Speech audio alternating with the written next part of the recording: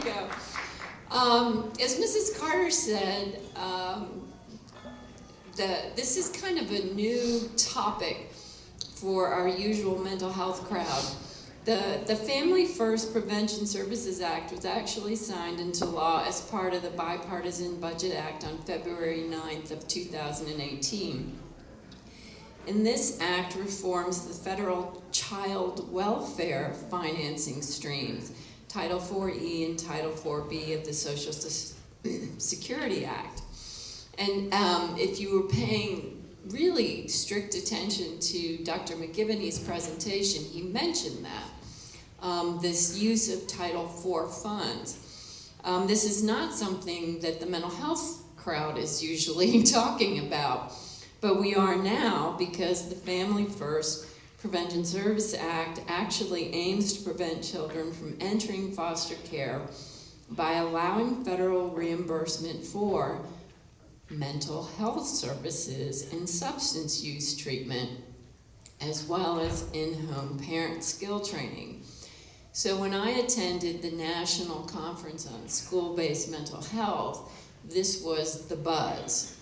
What was the opportunity to use Family First Act money, federal money, new from a completely different source for mental health and substance use treatment.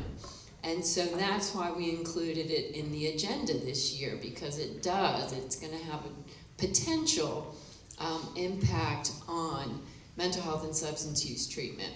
And we are very fortunate to have Michael Dailey with us from the Casey Family Programs, which is one of the many Casey foundations, but they focus primarily on child welfare. And he's kind of going to give us the big picture. And then we are also very fortunate to have Director Tom Rawlings from DFACS, who's going to talk about Georgia's vision for using this. I mean, the legislation was signed in 2018.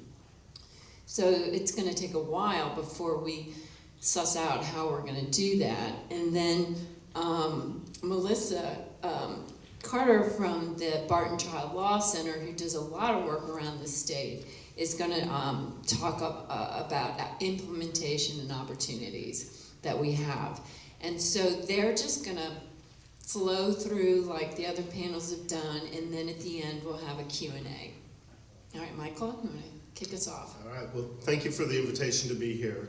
I've really enjoyed getting to know the folks here at the Carter Center over the last 9 months or so that I've been engaged. I know Casey Family Programs has been engaged with the Carter Center for longer, but the 9 months I've spent, really impressed with the work they do here. So I really want to thank you and appreciate the invitation to speak. Quick side note, as a part of my dissertation work, I had the opportunity to sit down and interview Edward Teller about his time leaving Nazi-controlled Europe, working with Einstein and others, creating the hydrogen bomb. To say the least, that was a very intense and a bit intimidating conversation. But since then, I've worked and talked with governors, Nobel laureates, Jane Goodall, and others. I've never felt the slightest bit of anxiety because of that work with that time with Teller, until today.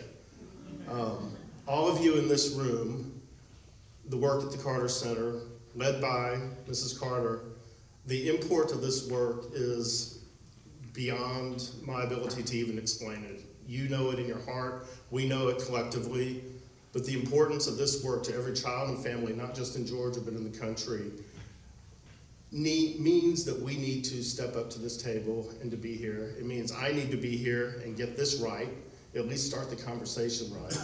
And it means that I want you to engage with me, and I want to engage with you and with each other. And we'll talk a little bit more about that later. But and it didn't start well either. As I was leaving Austin for Seattle and then coming over here, I grabbed the wrong set of notes. I'm doing an SEL school visit with 100 fourth graders next week. And those are the notes I grabbed. Fortunately, I was able to scratch out some notes last night when I realized this to keep us a little bit on track, or else we'd be here rhyming about stuttering parrots and sneaky water buffaloes, which is a lot of fun. But it did make me think, can federal legislation inspire that same kind of excitement, curiosity, and creativity as the fourth graders? I don't know, but let's talk about that a little bit. So, thank you, Lee. I am Michael Dailey with Casey Family Programs. Casey Family Programs was founded by the UPS founder, James Casey. We work in 50 states, DC, Puerto Rico, Virgin Islands. We're the largest operating foundation in the US focused on foster care and child welfare issues. Our mission is to improve and ultimately prevent the need for foster care. As we believe every child should grow up in a safe, supportive, and permanent family. Every family should have access to the support of a strong and caring community. Every community should determine how to create hope and opportunities for its children and families in needs. And everyone has a role to play in building communities of hope for all children. And these beliefs are very much reflected in Family First legislation. And before I get into an overview of the legislation, a high-level look at it, let me talk a little bit about some of the history of child welfare. I won't give you the legislative history, although it's very interesting. It starts in the 1800s. But historically, child welfare has focused on, and the systems and institutions have been built on, an orientation towards rescuing children with little to no thoughts of supporting families and communities. Child abuse and neglect were considered the result of individual choices and responsibilities with no consideration of environmental conditions such as poverty. The practice of child welfare was based on separation from family and vilification of the parent or child. Very little attention had been paid to the preservation of families, prevention of child abuse and neglect. The child welfare system was built on responding to the needs of the child once that child has already been maltreated. That is where Family First comes in. It looks a little bit further upstream. And so Family First was part of the Budget Act, February 2018, and it had bipartisan support, which is quite interesting these days. But this act comes from probably 10 years of work on both sides of the aisle at the federal level and in local states. What it provides is new options for prevention activities, new policies to ensure appropriate placements and improve the quality of foster care, and then new funding and reauthorization for existing funding for child welfare programs, such as kinship care and keeping children with some of the extended families. And consider this, after seeing a decade of declining numbers of children in state care, the last 7 to 8 years, we're seeing a trend go upwards again. Now, almost 500,000 kids are in care nationally. 500,000 kids are in care nationally. 14,000 in the state of Georgia. We know, or actually we may not all know, and I don't have time to go into the negative outcomes of related to children being raised out of their family and in foster care, in the state's care. The state is not the best parent. They do their job, but the system has been built on rescuing these children. And that's what child welfare has been. We're looking differently now. And so as was mentioned earlier, one of the things Family First does is provide access to children and families in 3 main areas that was not there before. Substance abuse prevention and treatment for kids and parents, mental health services for kids and parents, in-home parent skill-based programs, parent skills, education, individual and family counseling. Now currently, child welfare system engages mental health, behavioral health treatments after a child has come into care at a local level using any variety of sources of revenue. That is changing. We can now look at engaging those children and families before they come into care. So prior to Family First 2018, most federal dollars were for foster care. Services were only for the child. There was an income test to qualify. There was no dedicated kinship dollars. There was no dollars for a child placed with parents in residential treatment. With Family First, there's new federal dollars for prevention. There's prevention for parents, kin, and children. No income test, just what at-risk family needs. new 50% reimbursement for funding kinship navigators, 12 months of federal dollars for such placements. Family First is one of the most important tools in recent years to support safely reducing the need for foster care and improve outcomes and support communities across America. It is an opportunity to create a system of transformation and not just a chance to maximize revenue.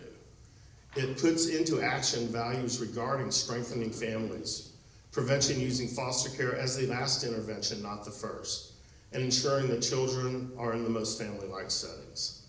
And this is why I'm here. This is why I came back to Casey last year. This is why I'm on the road when I'd actually rather be home with my kids writing children's books to go into schools. I'm here because of Jessica, because of Destiny. Those names that we all have, that child, those children that have brought us and kept us in this field. Family First is the first time in the 30 years that I've been working in this field where we can look upstream a little bit. And I was one pounding the table many levels saying we need to look at prevention, we need to look at prevention. The child welfare system was not built for that. It did not look at prevention, and while there were some great small local activities happening, and believe me, the solutions come locally, but it needs that national support. It needs that federal support when you're looking at 500,000 kids in care. And so nationally, states are mixed in their approach to responding to Family First. There are states that are looking at it as strictly a compliance issue. How can we check the boxes to make sure the feds don't ding us and we will continue doing what we do? Yet some are looking at it as an opportunity to transform a system. And Director Rawlings here is one who did just that.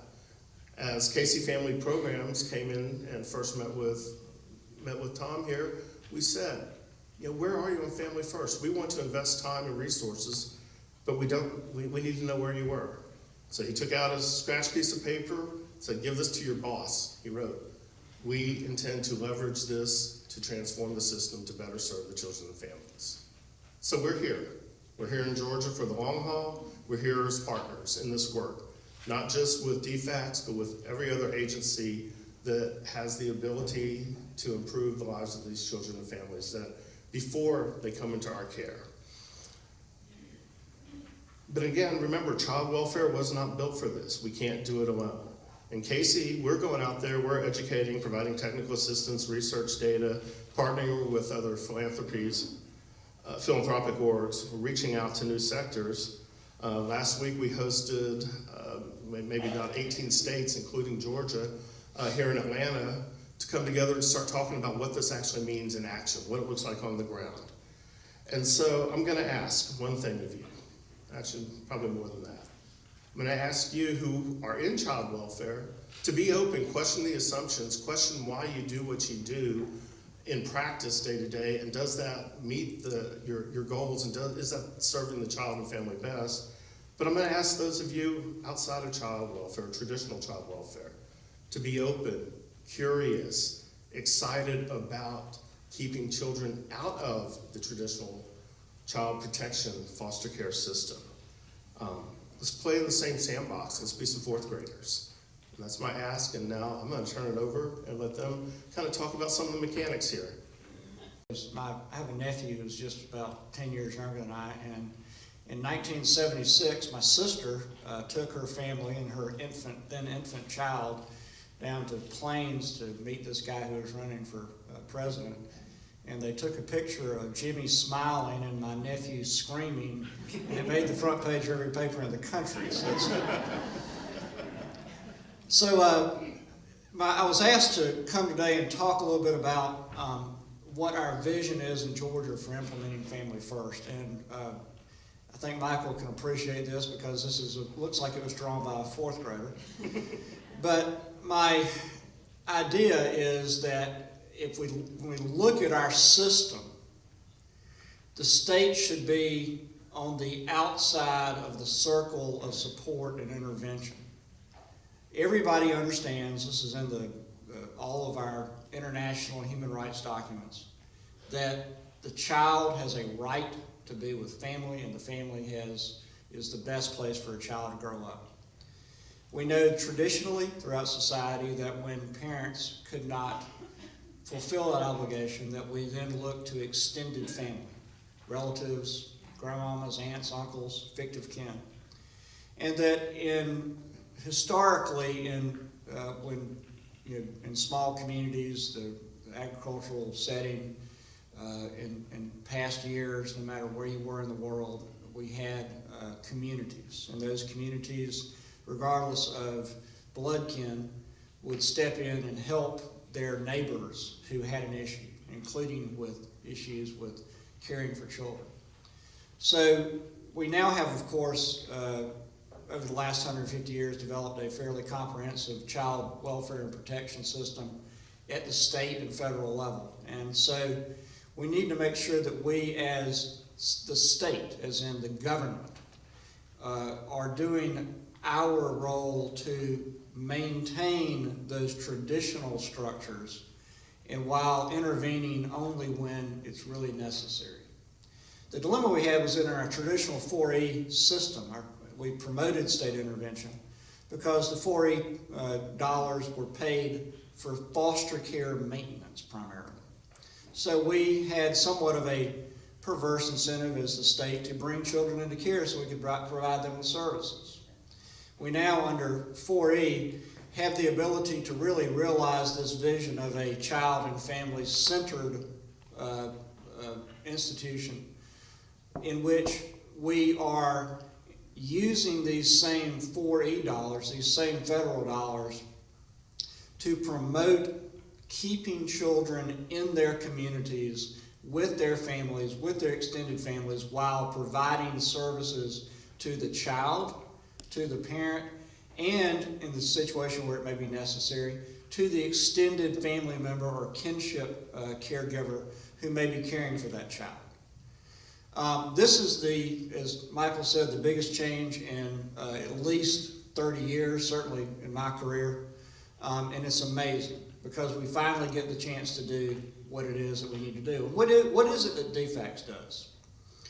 So the way I like to explain our agency, people think about foster care, people think about child protection. What we really are is we deliver two types of services. We deliver health care services, primarily mental health related services to address family dysfunction. And we provide residential care services for children who cannot be maintained in their home and in their community. Under the 4E, under the Family First Act, and really traditionally, we have had an obligation and as well as an opportunity to provide services to families, either to keep the family intact, to reunite the family, or in the situation of severe trauma to children, to help a child find a safe, supportive, stable, and permanent family. As Michael mentioned, under Family First, we are now able to really do some upfront loading using these federal funds of three types of services, which I think we'll all agree are primarily mental health related services. Substance abuse services, including, I think I'm very especially pleased about this, services that when a newborn is born exposed to with a mother who has a drug issue, that we can keep that family together in residential treatment, because we know that the minute we separate that drug-affected child from his or her mother, that the trauma begins. We have the ability to provide community-based mental health services, both for children and for adults, to make sure that we can keep families together. And evidence-based parenting classes, which, while all of them may not fit in your classical definition of mental health or behavioral health services, I believe many of them do, because we're talking about family dynamics. And all of us who have had a child, for example, with a developmental disability or with a drug issue or with some sort of behavioral issue, know that treating the parent's ability to address that issue and not push buttons is just as important as treating the child's underlying issues. So the questions we have to ask under our Family First rubric are how we're going to provide these services. And this is why I like for folks to understand that Family First is not a de facto law. It is a state systems law. It affects every part of our state systems. The Department of Juvenile Justice, Mental Health and Developmental Disabilities, DFACS, the Department of Community Health and its Medicaid program, all of our healthcare providers, all of our community-based providers, our CSBs, our private core providers, you name it. It affects every single one of us. We have to figure out when a child is not in our custody and we are trying to provide those services to keep the family together, whether we're going to use Medicaid. And in fact, a recent program instruction from the Administration for Children and Families has come down and tells us Medicaid needs to be the payer of first resort. But in Georgia, we have, of course, the Medicaid agency is our Department of Community Health. It has contracts with a number of care management organizations for children who are on Medicaid, and that's, of course, a lot of our population that we get involved with. Those managed care organizations have their own rules. They have a contract with DCH. So we are going to have to, and they also, of course, have a provider network. In order to efficiently and effectively deliver these services to children in communities across Georgia, we're going to have to work with the CMOs to make sure that there are sufficient providers. We're going to have to work with the providers to understand that they understand the nature of the trauma that these children and families have gone through. We're going to need to work with DCH, perhaps to, as part of the Medicaid waiver process, to perhaps look at our state Medicaid plan and see what we are providing. We also, of course, have our safety net providers, which primarily are the CSBs, who have contracts and work with the Department of Behavioral Health, Developmental Disabilities, and Commissioner Fitzgerald. We've talked already a lot this morning about the need to provide early intervention services in schools. In my experience as a judge, as a state child advocate, I can tell you that if you are not providing early services, mental health services to children in schools, that child is going to end up in alternative school, perhaps in foster care, perhaps in DJJ involvement, and you've got to do that early and often. So we have an obligation as the State Department of Family and Children Services to really go in and work closely with DBHTD to make sure that we understand what services we're providing and how we're going to work that. And then, of course, we as a state agency are a direct contractor with many providers. We have to make sure that we are managing our providers so that they are, in fact, responding to needs. For example, I think Tally may have mentioned earlier, or maybe it's Gary, one of y'all, that we have, for example, intensive family intervention services that are some sort of other home-based service. We've got to make sure that we are providing sufficient units of those services to actually address the underlying problem and not simply putting a Band-Aid on it. So while we as an agency would love to provide services simply from us to the family, we also understand that to do so well, we must work very closely with our sister agencies.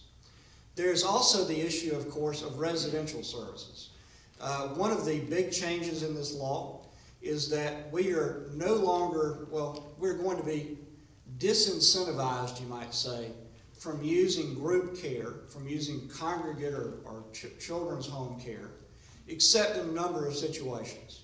One of those situations, and probably the primary one, is when a child needs some sort of mental health or other type of treatment that can be provided sort of in a residential treatment setting. Now, this is a great opportunity for us. Why?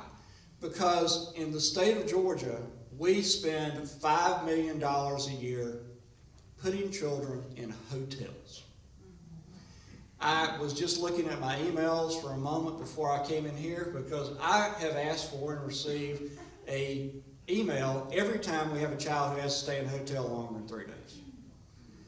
Almost every single one of those situations involves a bureaucratic quagmire of having a child with a significant behavioral health issue, a significant behavioral issue, or a developmental disability, often autism spectrum.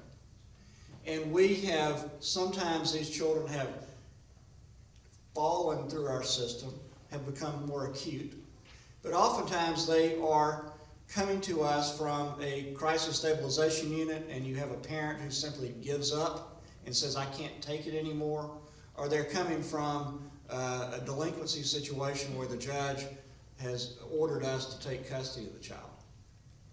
To address those children's needs thoroughly, we must have a leveled system.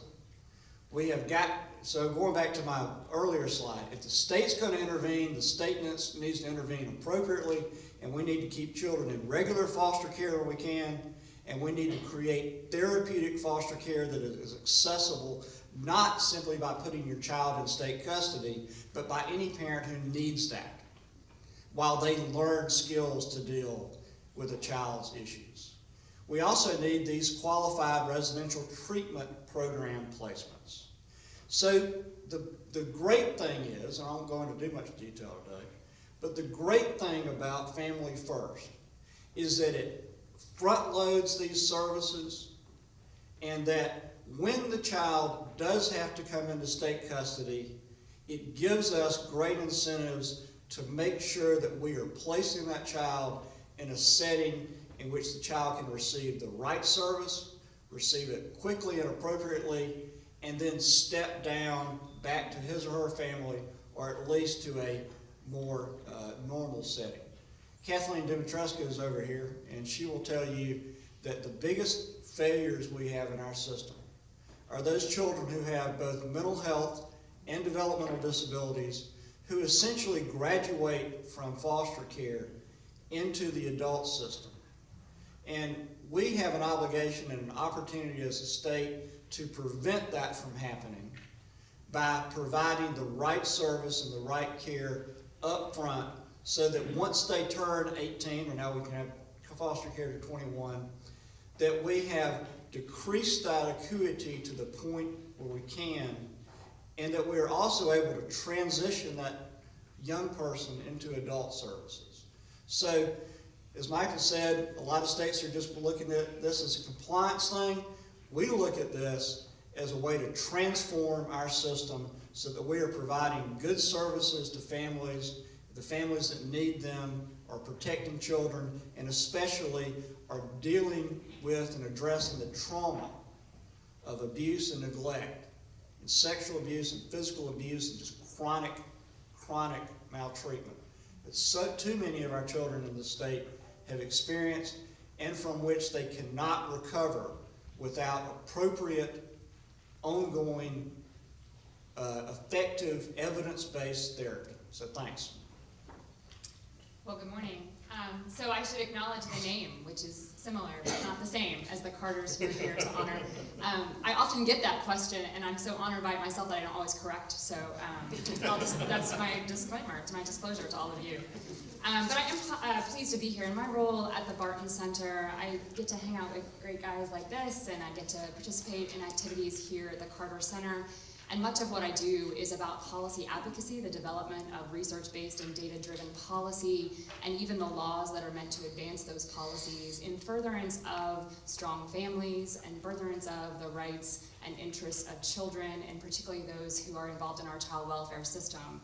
So it's with that kind of perspective that I come to the conversation here today to talk really about where implementation stands. So the question really is, I think about, and as I was taking notes on the comments that preceded mine, is this, what does a transformation plan look like? Because that is really what we're talking about. Family First as an act is a relatively complex piece of legislation. It is at moments very broad and unclear, and in other ways highly prescriptive. And so we're left with that by way of a diagram, a roadmap for technical compliance. But really what we're after here is what you've heard, which is to not just seek this out as an opportunity for technical compliance, but actually leverage it for its potential for true system transformation. So the broad aims of the Family First Act are sort of two. There's, like I said, it's highly complex. There are a lot of changes in there that are significant in and of themselves, but the two broad directions here are an invitation for states to move in a direction of prevention of maltreatment, as well as prevention of the unnecessary removal and placement of children into foster care. And that really, as you can appreciate, is an expansion of the state's responsibility. That's different. I've spent my entire career in this field, both as a social worker for a time and then also mostly as a lawyer, in doing this intervention work and making sure our system is as strong and has as much integrity as it possibly can have. And I look at this opportunity and kind of look back and reflect on my own career as a real proof of concept of what we've not ever gotten right. And so I'm fully committed in this new direction to see what we can maybe do differently in order to get a different result. So when you do the work that I do, you sort of always in my mind is this idea of, systems are perfectly designed to get the outcomes that they get. And if we're dissatisfied with the outcomes that we're getting for children and families, then it's far past time to do something different. And to learn from the decade or more since the last big congressional enactment about the experiences of those who touch on these systems in order to inform the new direction. And so we think about prevention in that way, prevention of maltreatment. What can we do as a government-run system? What can we do in thinking about this ecology that Tom drew in terms of all of those layers to actually prevent children from being harmed? And when children do encounter harm, how can we prevent the unnecessary reliance on an intrusive and disruptive system that's also very expensive and doesn't produce the outcomes that we want to get? And so related to that, for those children who do need to enter our foster care system, because there will always be the need for a foster care system, the Family First Act really emphasizes the need for family-based care.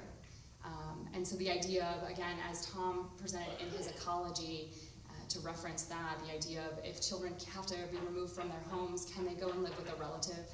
So there's a greater emphasis around relative care and kinship care and supports to strengthen that kind of relationship. And then beyond that, if children have to enter into substitute care with people that they aren't related to, can we make sure and keep children in the least restrictive setting and keep them in family-based care as opposed to congregate care? And all of these two broad aims and all of the complexity of reformulating our laws and our practices and everything that goes along with that is really at the end of the day driven by a refinancing of the child welfare system, as you've heard, at the national level and here in the state of Georgia. So at the end of the day, where your money is where your mouth is, as that saying goes, is very true in child welfare. And so where we start, right, is this pivot, again, in terms of being sort of an interventionist mode, always reactive and complaint-based as a system, to really thinking about how do we put our efforts and our intentions and our expertise and our resources in the direction of prevention. And that pivot of government responsibility, of system responsibility, I think is really what presents the first and most compelling opportunity for true transformation, as you've heard us use that word. And as we think about implementation for all of this, the truth is there's been a deep commitment to making sure that we're committed to change and not just compliance. And that's actually more challenging than it may sound like. When it really gets down to what do you do first, or what do you do on Tuesday, or what do you do during the session, a lot of those tasks and activities are more in the direction and of the nature of compliance than they are change. Transformation, it requires us both to confront those technical changes that we need to do in order to conform our laws, to conform our state plan, to reorient our workforce. It also requires us to really confront those adaptive aspects of change and transformation, and that presents the greater challenge. What are the assumptions and the beliefs and the values that really drive our work, that have always led and informed the direction of our system? And as someone who's a little bit on the outside of the system itself, I feel like I can often make both statements and observations that are more independent and a little freer to speak. And what I would say about that is where we start with those assumptions is to really realize that we start with a system that over time has really been defined only by the Child Protection Agency. So we start with the first question for all of us to confront about whether we all in this room and beyond see ourselves as part of this system, no matter what role you play.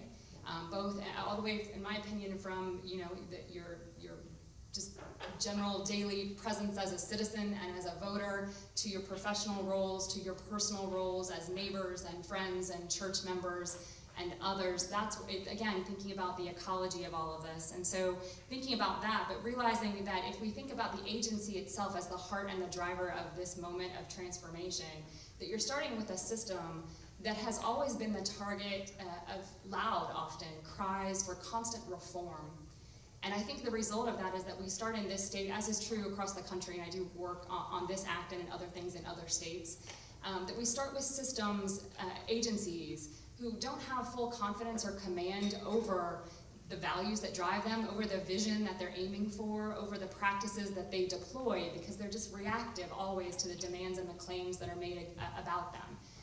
And so I think we need to realize that when we set our expectations for how quickly and boldly we can move forward with this transformation. And it's also my invitation and request to all of you to think about, at a minimum, what you can do to contribute to this effort is to help restore the confidence in this system, to understand its complexity, or at least leave space for complexity and not a reductive sort of single narrative about what happens when the state intervenes with families.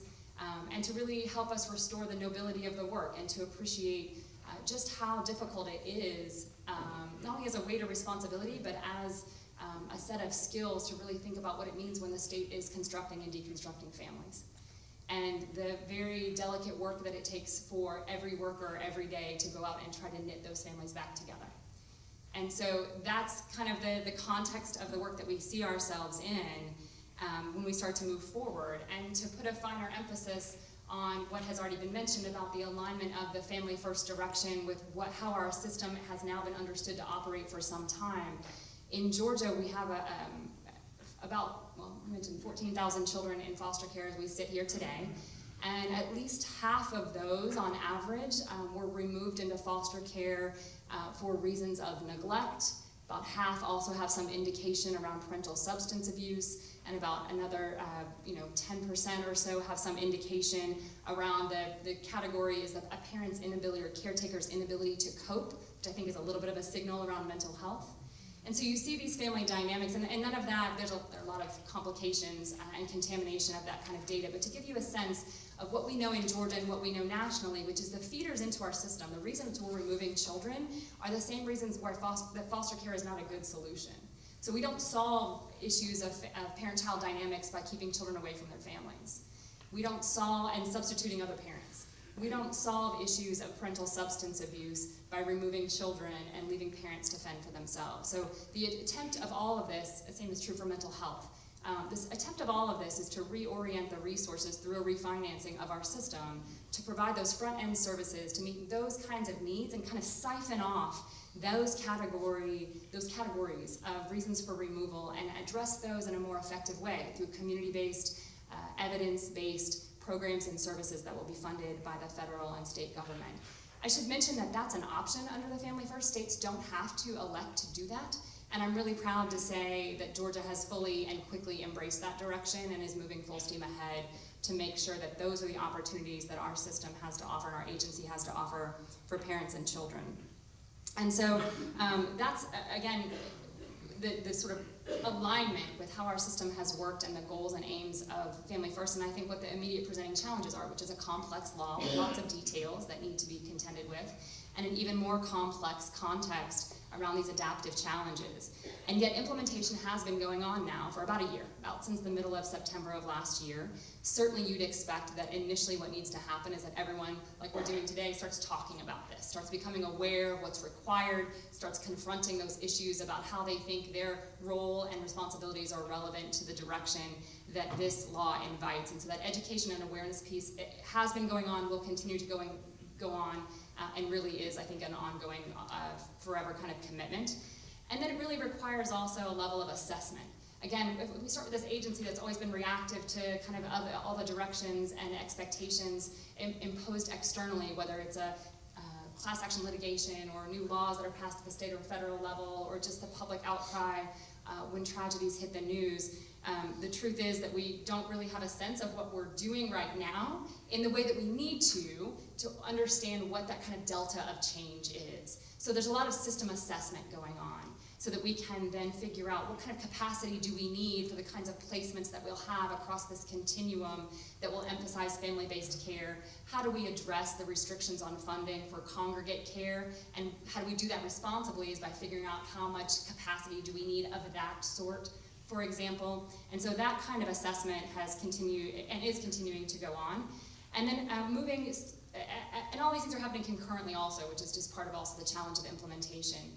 We've also started then with the information that's been gathered through the assessments, through the conversations and thought partnering that's happening at all levels, individually and systemically, and within the state and without, also started to now contemplate what the design of this new system will be. What will the future tense state of child welfare in Georgia be? And certainly we were successful in this past session with the support of Governor Kemp and the General Assembly to pass a couple of pieces of legislation that make things a little more concrete in furtherance of these ideas. Also, there's good thinking going into the idea of designing a pilot to figure out how to actually deliver prevention services. That's a new frontier.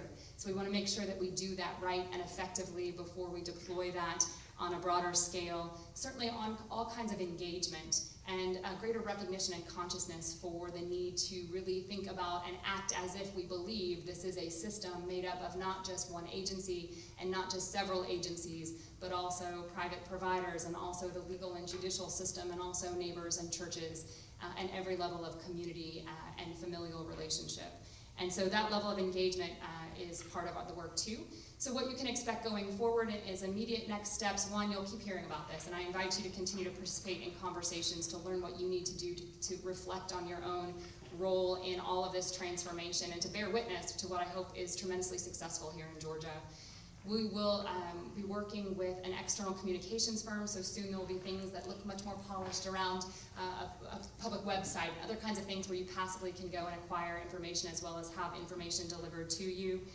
Again, targeted engagement with all of the traditional stakeholders of this system and a real commitment to figuring out who the non-traditional stakeholders of this system are who also need to be part of this.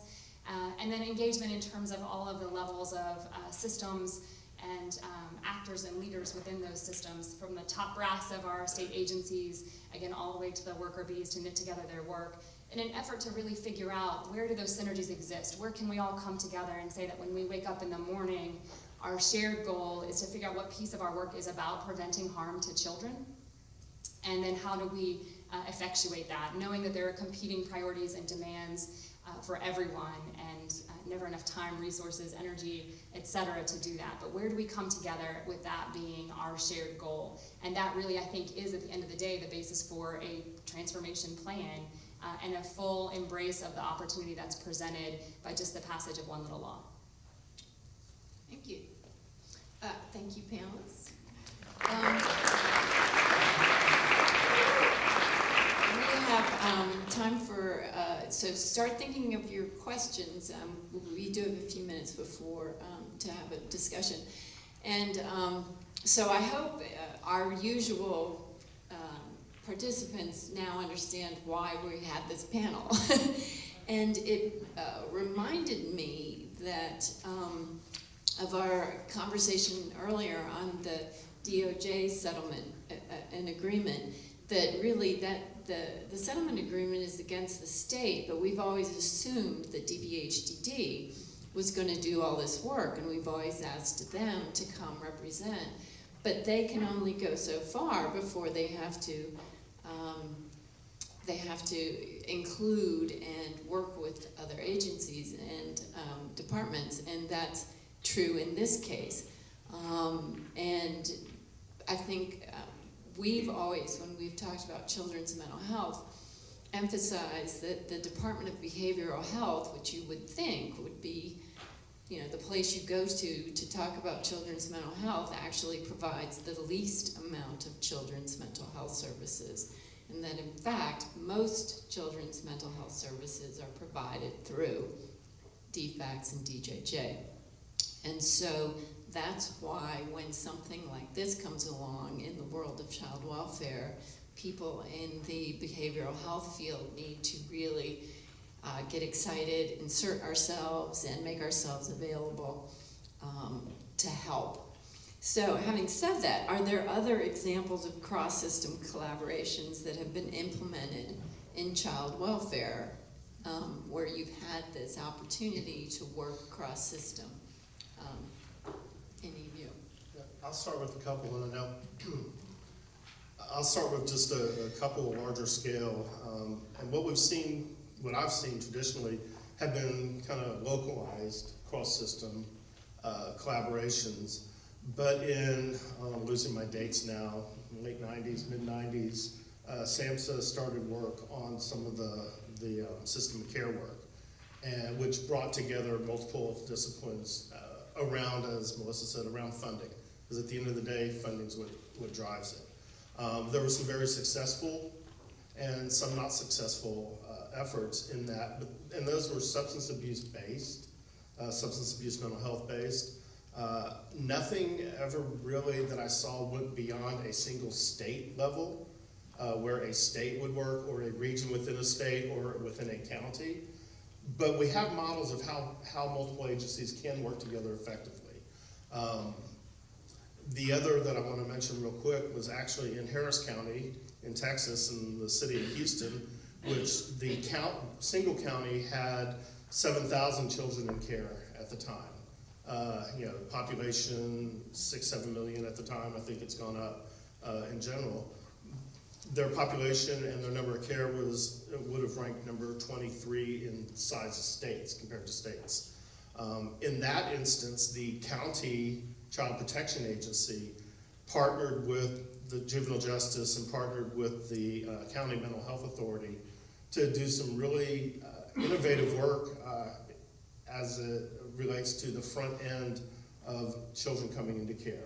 Not quite to the prevention, but right at that early stage, and I know DFACS has something similar that touches right at that removal decision point. So it can be done, and we're hoping we see some cross-state, multi-state, and multi-agency at the federal really starting to work together around some of these things, because it really is a child family serving system, not a child protection piece. Do you want to expound on that? Sure. Let me just say that right now, for example, we're working with DCH and DBHTD, to sort of help flesh out how we do this. Right. But just give you an example, we in Georgia, all of our children who are in foster care are under one Medicaid provider, which is Amerigroup. And we recently, to try to make that relationship better and more effective, we've begun to co-locate their care coordinators in our offices. Okay. The other thing we're doing just as an agency is, in fact, I was down in Albany last week meeting with folks from Aspire and all of our stakeholders. We have a sort of a program we have implemented we call the State of Hope. But what it really is it's a specific, concrete effort to reach out to both philanthropic organizations, but also to local community providers, local community stakeholders, local community churches and mosques and synagogues and Rotary clubs and everything else. And what we want to try to do is build up that sense that the community owns the protection and welfare of children, and that we as an agency we have a lot of data to share, we have a lot of needs to share, but how can we as an agency help you bolster your own community, the community's ability to respond? And I think finally the other thing we need to think about here generally is data. So Governor Kemp just signed, I think it's House Bill 197, I think it's the right number, which is the Georgia Data Analysis Center, which is going to really bolster our ability as a state to collect data from each of the agencies regarding the vulnerable populations that we serve, and will help our researchers and our state agencies figure out how better to serve those populations. So take essentially the diabetic population of those we serve who have specific needs. How can we figure out who those special difficult populations are, and how can we as different agencies come together to really serve them better and prevent bad outcomes. If I can add to that just a bit, the data piece and the sharing of data across systems that serve these children, many times the same children and families, is a perennial problem nationally, state by state, and no one has done a good job of getting a handle on that. And with the bill that he's talking about and the work that's happening here, Casey has gotten very excited about that because Georgia can be on the front lines of really establishing, more so than dollars, many times agencies are protective of their data, at the federal level especially. And so Georgia has the opportunity to really step up and lead the nation in this kind of work. And we're really excited to see how that moves forward. And it will require more than just the DFACS director at the table. Awesome. Do you have any? I think those are the right examples. System of care comes to mind for me. The other sort of cross-system things, the biggest one that we've had recently is around sort of the impetus, the technical manifestation of it was a new juvenile code, the revision to the juvenile code. The opportunities that presented both in the development of that helped us confront, again, these technical and adaptive changes about how we think we should deal with children who come to the attention of our various child serving systems. But then, as we continue and will continue to implement that, then you're presenting opportunities around this, particularly around CHINS, which is a system of care type of model, and doing, that kind of, again, that kind of cross-agency work and service integration for children is another example that would come to mind to add to the others. And children stands for Children in Thank Need you. of Services, yes. Thank you. So I'm waiting for the hordes of people to come ask questions, and this is your opportunity.